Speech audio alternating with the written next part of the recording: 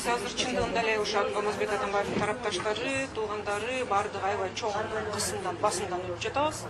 Ошо окуялар болгондон кийин эле 8ден кийин баарыбызды суракка эле чакыртып, мындай ачык эле коркутуулар болуп жатат. Ушу учукпагыла, сүйлөгүлө, чогулбагыла деген эле ачык ушундай коркутуулар болду.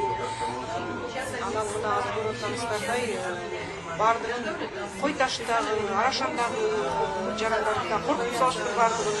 Алардын арасында да жаракат алгандар бар. Ушу милиция, укук коргоо органдарынын кыймыл-аракеттеринен жабыркаган адамдар дагы жардам ала албай жатышат да. Анткени алардын баарын коркутуп, үркүтүп, бул аябай мындайча айтканда саясий куугунтук күч алып жатат. Ошо саясий куугунтукту азыр өлкө башчысы токтотуш керек. Бул ошо президент Сооронбай Жээнбековдун гана колунан келет да, ошо азыр укук коргоо органдарына токтоткула деп буйрук бергенде.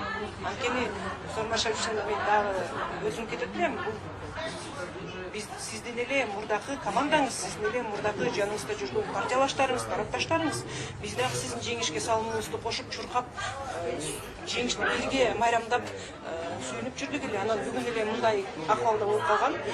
Чындыгында аябай өкүнүчтүү. Кыргызстанга дагы стабилдүүлүктү алып келбейт. Өлкөнүн келечегине, элдин биримдигине доо келтириши нерсе. Ошондуктан муну токтотуу бир гана ошо мамлекет башчысы Сооронбай Шариповичтин колунан келет. Анткени укук органдар баары эле келип карап, президентти карашат.